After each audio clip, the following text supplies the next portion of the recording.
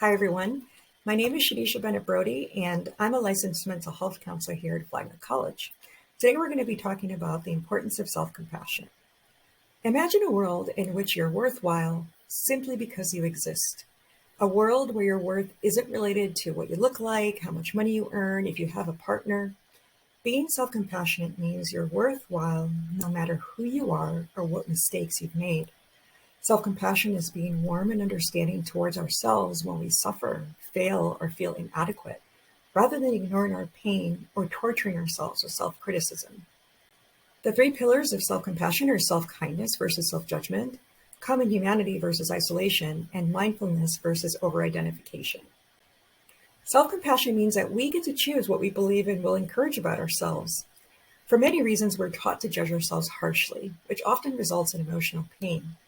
Self-compassionate people recognize that being imperfect, failing, and experiencing life difficulties is inevitable.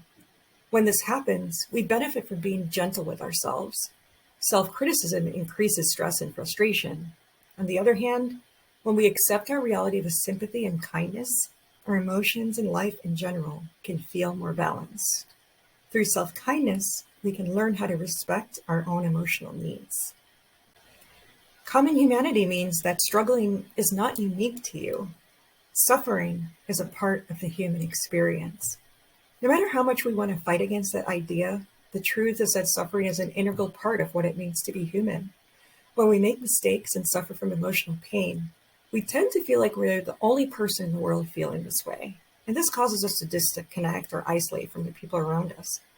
But being self-compassionate means recognizing that suffering and personal inadequacy is part of a shared human experience, something that we all go through, rather than being something that happens to me alone. Mindfulness is about cultivating a non-judgmental, receptive mind state in which a person observes their thoughts and feelings as they are without trying to deny or change them. We can validate our feelings without overreacting to them. We're open to examining even uncomfortable feelings, and we learn to be less reactive to negative thoughts. Mindfulness also helps us to avoid running from emotional pain.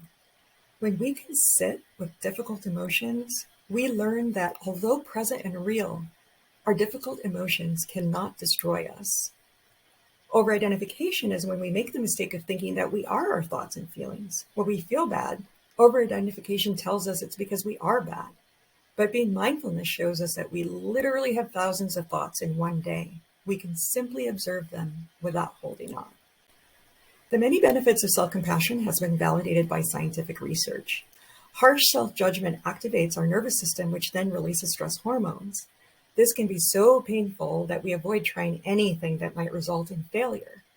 Self-compassionate people report decreased stress levels and improved performance because they're able to listen to constructive feedback and genuinely learn from their mistakes. They don't avoid situations that could potentially include failure, as failure is seen as an opportunity to learn. They're more resilient because they've demonstrated to themselves that they can manage painful emotions without torturing themselves. This can lead to reduced anxiety due to there being less negative self-talk, and self-worth is increased in general because worth isn't dependent on outside factors. So how can we cultivate more self-compassion? First, try to notice times that you're engaging in harsh self-criticism. Writing those thoughts down will help you to notice the patterns. Try to identify and name your emotions without getting attached to them. You can come up with some personal phrases that remind you to be more self-compassionate.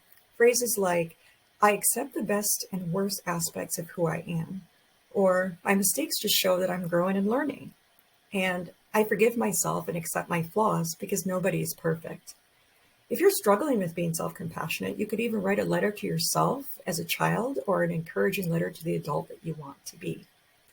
Consider starting a meditation practice and being more mindful. Meditation does not have to be sitting in a lotus position for an hour. There are many, many ways that we can meditate. There are walking meditations, eating meditations. The list is endless. Being self-compassionate does take lifelong effort, but it becomes easier with practice. When struggling with difficult emotions, name them, validate them, say what you're feeling. You can say, this is really hard, or I'm disappointed, I'm worried. Also, learn how to laugh at yourself. Being a human can be downright absurd at times. We're all trying our best, and it's okay if we don't always get it just right. Thank you all for listening, and I'll leave you with this quote by the Dalai Lama. Love and compassion are necessities, not luxuries. Without them, humanity cannot survive.